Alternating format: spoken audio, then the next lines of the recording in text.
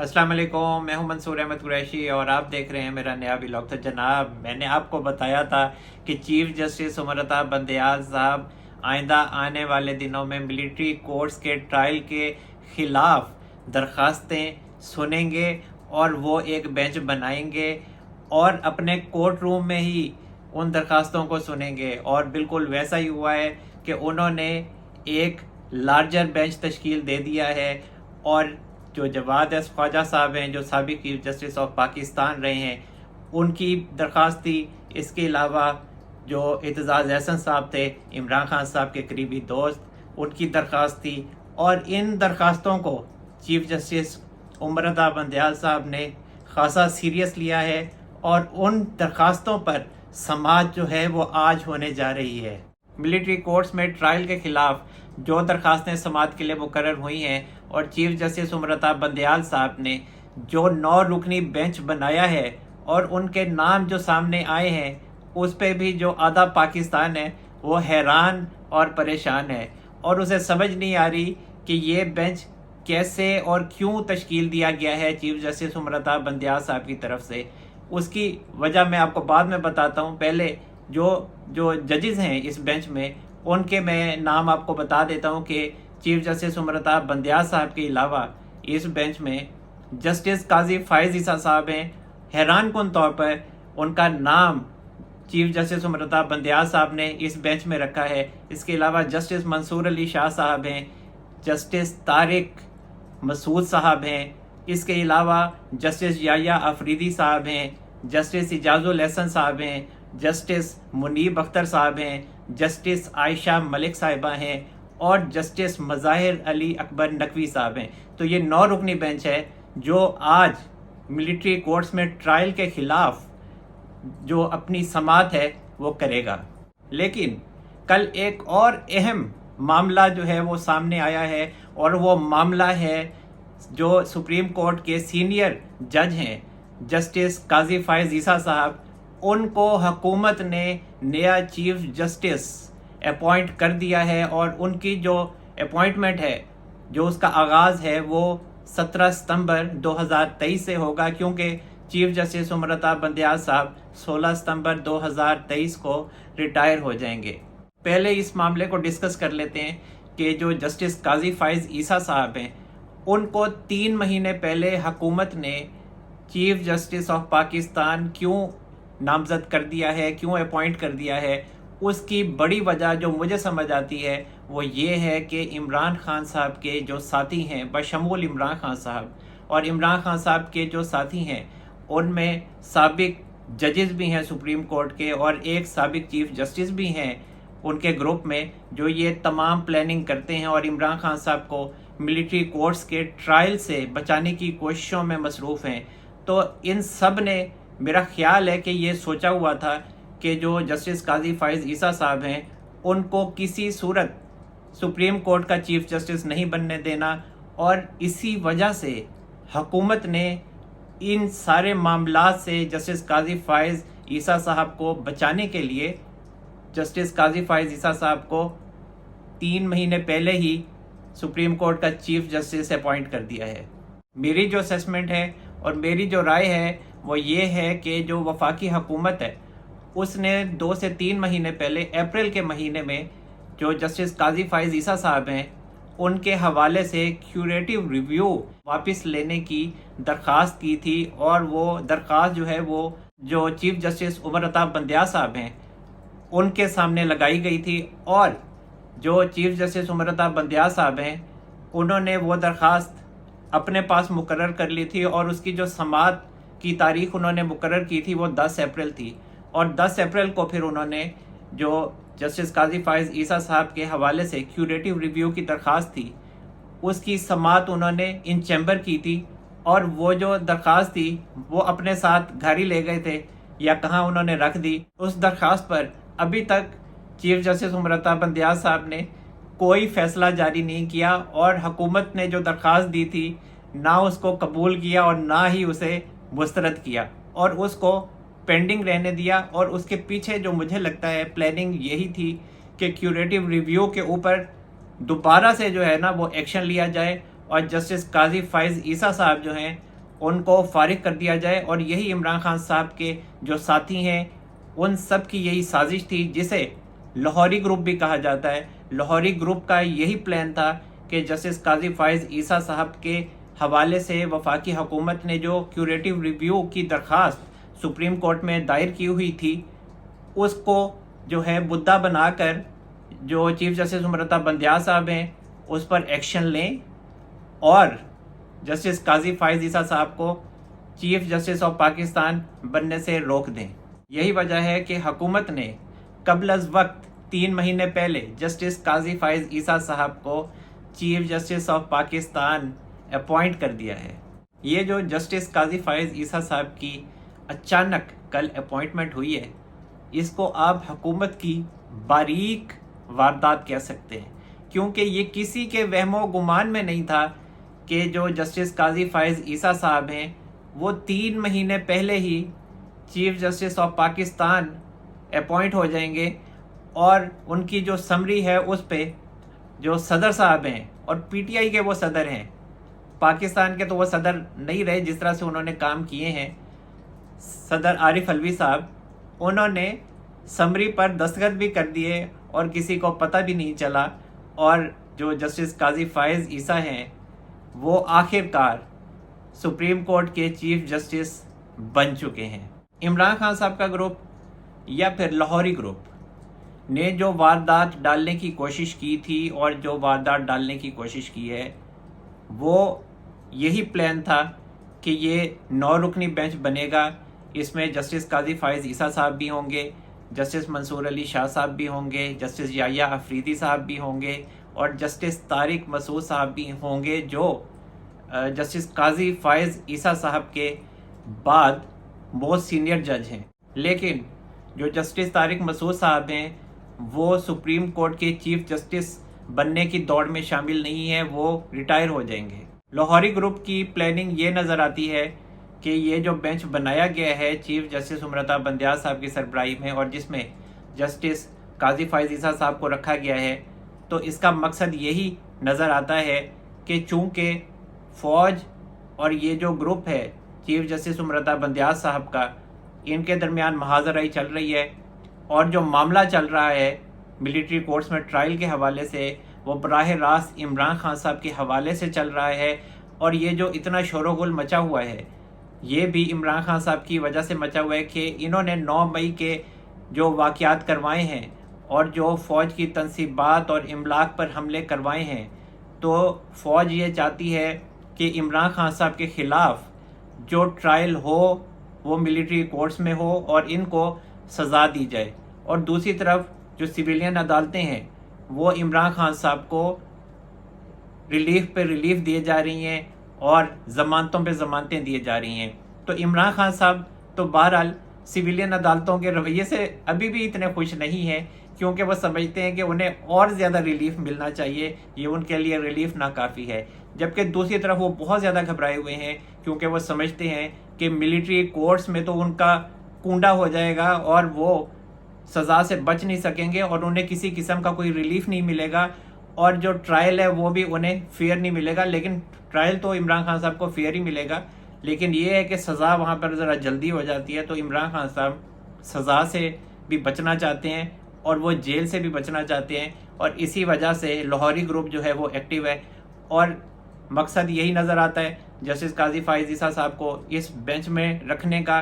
کہ جو جسٹس قاضی فائز عیسیٰ صاحب ہیں وہ اس بینچ میں شامل ہو جائیں، کیونکہ معاملہ جو ہے وہ اس ٹائم فوج اور عدلیہ کا ہے، اور جسٹس قاضی فائز عیسیٰ صاحب فوج کے سامنے آ جائیں اور دونوں کا آمنے سامنا ہونے سے ٹکرا ہو جائے، اور پھر جو ہے فوج جو ہے وہ جسٹس قاضی فائز عیسیٰ صاحب کے خلاف ہو جائے، اور یہ آئندہ جو ہے معاملات ان کے بہتر نہ ہو سکیں، اور ویسے بھی جو مستقبل ہے وہ جسٹس قاضی فائز عیسیٰ صاحب کہے کہ وہ 17 ستمبر سے چیف جسٹس آف پاکستان ہوں گے۔ جبکہ ایک اور معاملہ بھی ہے، وہ یہ ہے کہ 2015 میں سپریم کورٹ کا ملٹری کورٹس کے قیام کے حوالے سے ایک فل بینچ بنا تھا، اور اس میں 17 جج بیٹھے تھے، جن میں 11 جو ججز تھے انہوں نے ملٹری کورٹس کے قیام کے حوالے سے جو درخواستیں آئی تھیں ان کو مسترد کر دیا تھا، اور जो 6 बकाया जजेस थे उन्होंने जो मिलिट्री कोर्ट्स के क़याम के ख़िलाफ़ दरख्वास्तें आई थी उनको मंजूर किया था, और जो 11 जजेस थे जिन्होंने ये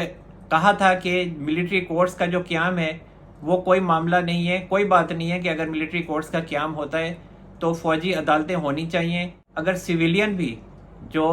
आर्मी की तनसीबात और इमलाक पर हमले करते हैं, दहशतगर्दी के हमलों में मुलविस होते हैं, उनके ख़िलाफ़ भी मिलिट्री कोर्ट्स अगर बनाई जाती हैं और जो ट्रायल होता है वो ठीक है, वो कोई मसला नहीं है और मिलिट्री कोर्ट्स का क़याम जायज़ है। और हैरानकुन तौर पर उन 11 जजेस में हमारे जो मोहतरम हैं चीफ जस्टिस उमरता बंदयाल साहब, जो उस वक्त अभी चीफ जस्टिस नहीं थे, उन्होंने भी मिलिट्री कोर्ट्स के क़याम की इजाज़त दी थी। उन्होंने कहा था कि मिलिट्री कोर्ट्स का क़याम कोई बड़ा मसला नहीं है और हमारे जो इख्तियारात हैं वो उनसे तजावुज़ नहीं है और मिलिट्री कोर्ट्स का क़याम हो सकता है। जबकि दूसरी तरफ जस्टिस काजी फ़ाइज़ ईसा साहब ने मिलिट्री कोर्ट्स के क़याम के ख़िलाफ़ जो दरख्वास्तें आई थी उनको मंजूर किया था और उन्होंने कहा था कि मिलिट्री कोर्ट्स का क़याम नहीं होना चाहिए और सिविलियन का जो ट्रायल है वो सिविलियन अदालतों में होना चाहिए। तो ये भी एक बात है जिसकी बिना पर चीफ जस्टिस उमरता बंदयाल साहब ने जस्टिस काजी फ़ाइज़ ईसा साहब को इस बेंच में शामिल किया है कि जस्टिस काजी फ़ाइज़ ईसा साहब की एक आज़ाद राय है और वो मिलिट्री कोर्ट्स के ख़िलाफ़ हैं और हो सकता है कि इमरान खान साहब की बचत हो जाए। लेकिन जो जस्टिस काजी फ़ाइज़ ईसा साहब हैं, मेरी असेसमेंट ये कहती है कि जस्टिस काजी फ़ाइज़ ईसा साहब इस बेंच का हिस्सा नहीं बनेंगे और इसकी 2 रीज़न्स हैं कि जस्टिस काजी फ़ाइज़ ईसा साहब चीफ जस्टिस उमरता बंदयाल साहब के बनाए गए इस बेंच का हिस्सा क्यों नहीं बनेंगे। एक रीज़न तो ये है कि जस्टिस काजी फ़ाइज़ ईसा साहब ने ये जो रमज़ान गुजरा है, इस रमज़ान के महीने में एक जुडिशल ऑर्डर जारी किया था जिसमें उन्होंने कहा था कि चूँकि पार्लियामेंट में प्रैक्टिस एंड प्रोसीजर बिल के हवाले से क़वानीन बनाए जा रहे हैं और जो उसका इतलाक़ है, तो उस वक्त तक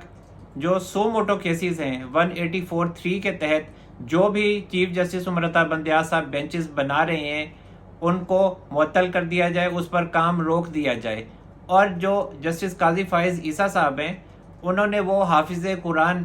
के केस के हवाले से जिसमें एक्स्ट्रा नंबर्स का मामला था, उस केस में उन्होंने ये जुडिशल ऑर्डर जारी किया था और कहा था कि फ़िलहाल सो मोटो केसेस पर कार्रवाई रोक दी जाए। लेकिन जो चीफ जस्टिस उमरता बंदयाल साहब हैं उन्होंने पहले तो एक सर्कुलर जारी करवाया, उस सर्कुलर की कोई अहमियत नहीं थी। उसके बाद फिर जो जस्टिस काजी फ़ाइज़ ईसा साहब का जुडिशल ऑर्डर था उसके ऊपर एक 8 रुकनी बेंच बनाया जिसने 3 से 4 मिनट में जो जस्टिस काजी फ़ाइज़ ईसा साहब का जुडिशल ऑर्डर था उस पर स्टे कर दिया। उसके बाद जस्टिस काजी फ़ाइज़ ईसा साहब चीफ जस्टिस उमरता बंदयाल साहब के बनाए गए किसी भी बेंच का हिस्सा नहीं बने हैं और अब भी चीफ जस्टिस उमरता बंदयाल साहब ने जो 9 रुकनी बेंच बनाया है और जस्टिस काजी फ़ाइज़ ईसा साहब को शामिल किया है, तो मेरी असेसमेंट यही कहती है कि जस्टिस काजी फ़ाइज़ ईसा साहब चूँकि माजी में जुडिशल एक ऑर्डर दे चुके हैं प्रैक्टिस एंड प्रोसीजर बिल के हवाले से और कह चुके हैं कि चीफ जस्टिस उमरता बंदयाल साहब जब तक प्रैक्टिस एंड प्रोसीजर बिल का इतलाक़ नहीं होता, नए क़वानीन नहीं बनते, तब तक चीफ जस्टिस उमरता बंदयाल साहब अब नए बेंचेस की तश्कील नहीं कर सकते। तो अब जस्टिस काजी फ़ाइज़ ईसा साहब अपने ऑर्डर के साथ जाएंगे, जुडिशल ऑर्डर के साथ जाएंगे जो वो माजी में दे चुके हैं। तो ये एक बड़ी वजह है कि मेरा ख्याल है कि जस्टिस काजी फ़ाइज़ ईसा साहब जो चीफ जस्टिस उमरता बंदयाल साहब ने मिलिट्री कोर्ट्स में ट्रायल के ख़िलाफ़ दरख्वास्तों पर जो 9 रुकनी बेंच बनाया है उसका हिस्सा नहीं बनेंगे। और ये जो बेंच चीफ जस्टिस उमरता बंदयाल साहब ने बनाया है और जो आज समाअत करेगा, कभी इम्कान मुझे नज़र आता है कि ये बेंच टूट जाएगा। जस्टिस काजी फ़ाइज़ ईसा साहब के इस 9 रुकनी बेंच में ना बैठने की दूसरी बड़ी रीज़न ये है और मुझे ये लगता है कि जो चीफ जस्टिस उमरता बंदयाल साहब हैं उन्होंने इस बेंच को बनाने में थोड़ी अच्छी सियासत के साथ साथ एक गलती भी की है कि उन्होंने इस बेंच में जस्टिस मज़ाहिर अली अकबर नकवी साहब को भी शामिल कर लिया है, जिनके ऊपर करप्शन के केसेस हैं। और जो सीनियर जजेस हैं, जो आज़ाद ख्याल जजेस हैं, जिनमें जस्टिस मंसूर अली शाह साहब हैं और जस्टिस याहिया अफरीदी साहब हैं और जस्टिस तारिक मसूद साहब हैं, जस्टिस काजी फ़ायज़ ईसा साहब हैं, तो मेरा यही ख्याल है कि चूँकि जस्टिस मज़ाहिर अली अकबर नकवी साहब के ख़िलाफ़ करप्शन के चार्जेस हैं, उनके ख़िलाफ़ रेफरेंसेस लगे हुए हैं सुप्रीम जुडिशल काउंसिल में, तो ये जो सीनियर जजेस हैं, आज़ाद ख्याल जजेस हैं, उनके साथ बैठने से इज्तनाब करेंगे। और मुझे जो चीफ जस्टिस उमरताब बंदयाल साहब का 9 रुकनी बेंच है वो ज़्यादा मजबूत नहीं दिखाई देता और मुझे लगता है कि वो बेंच आज टूट जाएगा। एक और अहम बात कि इमरान खान साहब को आज मिलिट्री कोर्ट्स में ट्रायल के होने से बहुत ज़्यादा डर लग रहा है कि मिलिट्री कोर्ट्स में इमरान खान साहब के ख़िलाफ़ जो ट्रायल होगा तो उनको जो है वो सज़ा हो जाएगी और इमरान खान साहब वैसे ही जेलों से बड़े यरकते हैं। लेकिन असल में जब वज़ीर आज़म थे इमरान खान साहब, तब भी मिलिट्री कोर्ट्स में सिविलियंस का जो है वो ट्रायल होता रहा है और 25 लोगों का सिविलियंस का मिलिट्री कोर्ट में ट्रायल हुआ है और उनको सज़ाएं भी हुई हैं। तब इमरान खान साहब को कोई मसला नहीं था, चीफ जस्टिस उमरताब बंदयाल साहब को कोई मसला नहीं था और लतीफ़ खोसा साहब उनको कोई मसला नहीं था, एतजाज़ अहसन साहब उनको कोई मसला नहीं था, साबिक chief justice Jawad S Khawaja साहब उनको कोई मसला नहीं था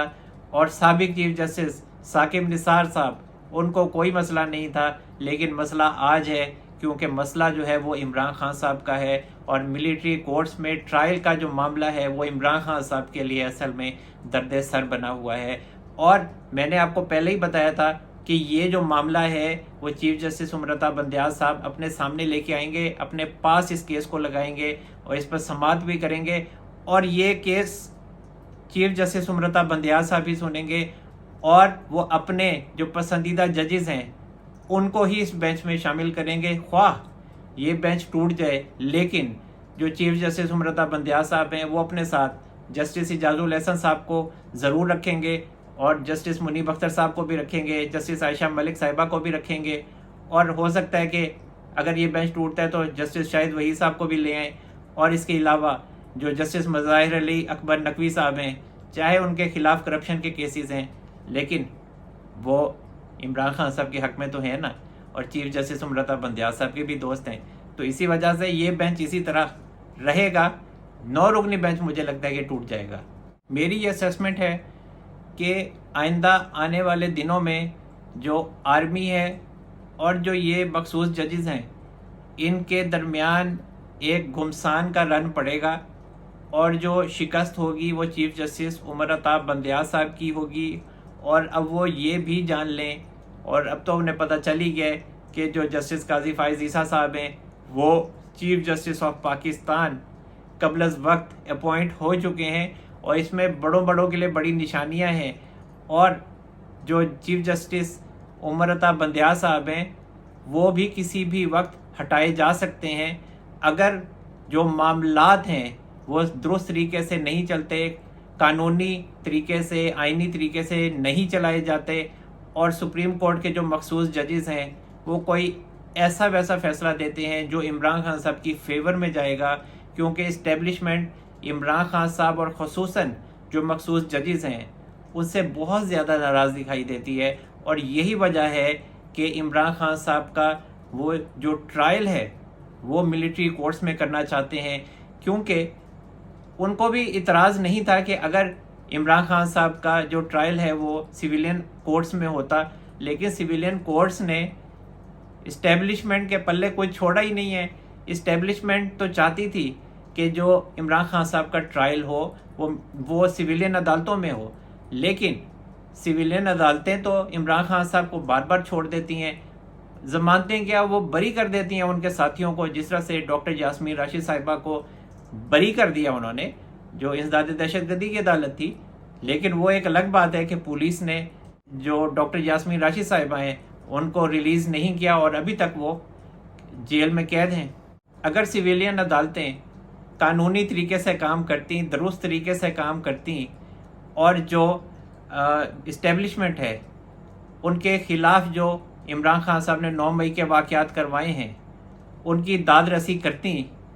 तो फिर इस्टेब्लिशमेंट को, फ़ौज को ज़रूरत ही ना पेश आती कि इमरान खान साहब के ख़िलाफ़ मिलिट्री कोर्ट्स का क़याम दोबारा अमल में लाते, मिलिट्री कोर्ट्स की सफाई करवाते। तो अब तो खैर कहा जा रहा है कि मिलिट्री कोर्ट्स की जो है वो सफाई हो चुकी है, कुर्सियाँ शुर्सियाँ लग चुकी हैं, बस इमरान खान साहब को बुलाने की देर है। और इमरान खान साहब को मैंने आपको बताया है कि जल्द ही ये गिरफ़्तार भी कर लेंगे। तो इमरान खान साहब जो फ़ौज है उनकी गिरफ़्तारी से बहुत ज़्यादा डरते हैं। इन हालात में भी इमरान खान साहब ने मुनाफ़क़त की इंतहा की हुई है कि एक तरफ वो फ़ौज के ख़िलाफ़ साजिशों में अभी भी मसरूफ़ हैं, और लाहौरी ग्रुप इसी वजह से एक्टिव है कि वो इस्टेब्लिशमेंट के ख़िलाफ़ जो कार्रवाई है वो करने में मसरूफ़ है, और जो मिलिट्री कोर्ट्स में ट्रायल के ख़िलाफ़ जो दरख्वास्तें लगी हुई हैं वो भी तो यही मामला है ना, फ़ौज को नाराज़ करने का एक मामला है। तो दूसरी तरफ इमरान खान साहब जो army chief general Asim Munir साहब हैं उनसे माफ़ियाँ मांगने में मसरूफ़ हैं, कभी किसको भेजते हैं वहाँ पे माफ़ी मंगवाने के लिए, कभी किसको भेजते हैं। अभी हाल ही में एक चैनल के CEO हैं, उनको इमरान खान साहब ने army chief general Asim Munir साहब के पास भेजा था और कहा था कि मुझसे गलती हो गई है और मुझे माफ़ कर दिया जाए। लेकिन जो army chief general Asim Munir साहब हैं उन्होंने इमरान खान साहब को माफ़ी देने से इनकार कर दिया है।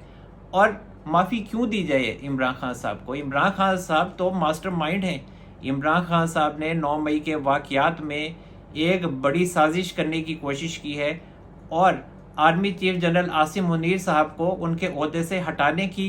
कोशिश थी जो इमरान खान साहब ने की। और इमरान खान साहब तो बिल्कुल पुरसकून थे कि जो फ़ौज है, जो आर्मी चीफ हैं, उनके ख़िलाफ़ जो साजिश है वो कामयाब हो चुकी है। लेकिन वो उन्हें बाद में पता चला कि फ़ौज के ख़िलाफ़ जो साजिश थी वो तो नाकाम हो गई, और जो तदबीर थी वो उल्टी पड़ गई, और जो इमरान खान साहब की पार्टी है वही ख़त्म हो गई। और अब इमरान खान साहब ज़मान पाक में बैठे हुए हैं। अब जो इमरान खान साहब की सियासत का मामला है वो कुछ ये है कि इमरान खान साहब अभी भी ये उम्मीद लगा कर बैठे हुए हैं कि वो जिन उम्मीदवारों को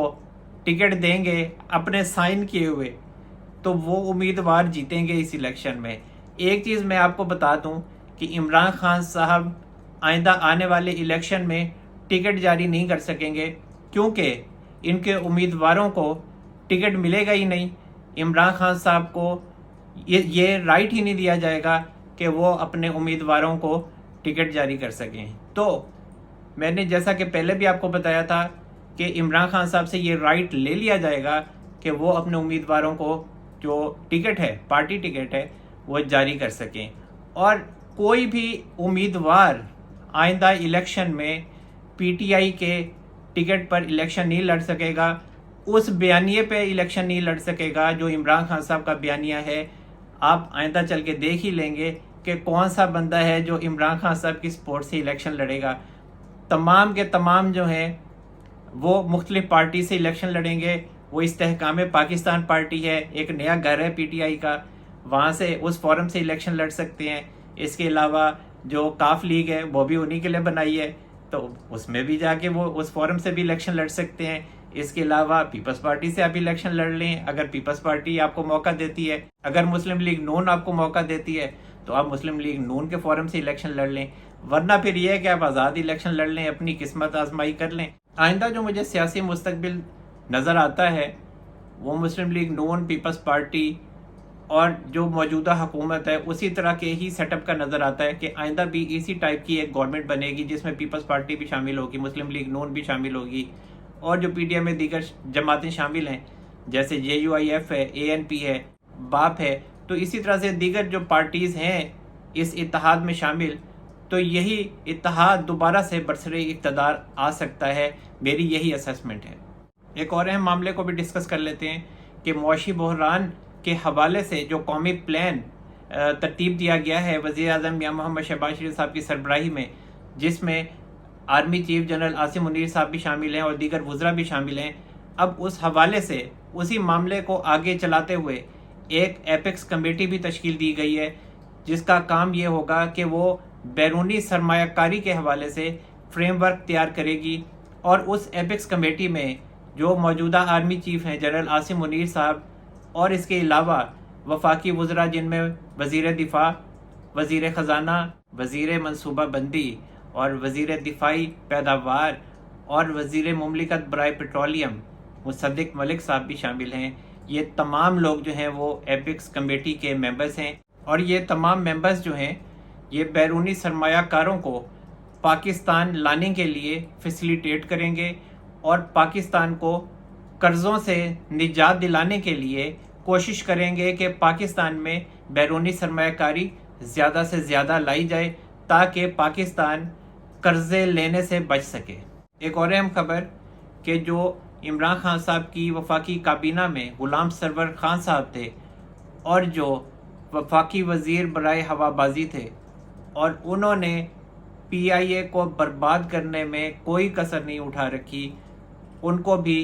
کل رات گرفتار کر لیا گیا، ان کے بیٹے کو بھی گرفتار کر لیا گیا اور ان کے داماد کو بھی گرفتار کر لیا گیا، اور ان پر جو الزام ہے وہ 9 مئی کے واقعات کے حوالے سے جو فوج کی تنصیبات اور املاک پر حملے کروائے گئے ان معاملات کا الزام ہے، جس کی وجہ سے غلام سرور خان اور اس کے علاوہ ان کے بیٹے اور داماد کو گرفتار کیا گیا ہے۔ اور غلام سرور خان صاحب تو پی آئی اے کے لیے ایک درد سر تھے، اور ان کی تو خود کی ڈگری جو تھی وہ جعلی تھی، اور وہ جعلی لفظ بھی درست طریقے سے نہیں کہہ سکتے تھے، اور وہ جیلی کہہ کے جو ہے وہ پروگرام میں آیا کرتے تھے، اور انہوں نے یہ الزام عائد کیا تھا کہ جو پی آئی اے کے پائلٹس ہیں وہ زیادہ تر ان کی جو ڈگریاں ہیں وہ جعلی ہیں، لیکن کبھی انہوں نے یا پی ٹی آئی نے اپنے گریبانوں میں جھانک کر نہیں دیکھا کہ وہ خود کیا ہیں اور ان کی کیا صلاحیت ہے، اور کتنے وہ لائق فائق لوگ ہیں کہ جو جعلی کو جعلی نہیں کہہ سکتے اور جیلی کہہ کے دوسروں پر الزام لگاتے ہیں کہ فلاں کی ڈگری جعلی ہے، فلاں کی ڈگری جعلی ہے۔ تو ایسے لوگوں کو وفاقی وزیر برائے ہوا بازی لگانا ملک کے ساتھ دشمنی ہے، ایئر لائن کے ساتھ دشمنی ہے، اور اس ادارے کے ساتھ دشمنی ہے۔ میں تو یہی کہوں گا، میری یہی رائے ہے کہ وہ کوئی بھی پارٹی کا ہو، جس کو بھی حکومت وزیر بنائے، وہ خواہ مسلم لیگ نون سے ہو، پیپلز پارٹی سے ہو، جماعت اسلامی سے ہو، جے یو آئی ایف سے ہو، پی ٹی آئی سے ہو، استحکام پاکستان پارٹی سے ہو، یا مسلم لیگ کاف سے ہو، یا باپ سے ہو، کم از کم وہ پڑھا لکھا تو ہونا چاہیے،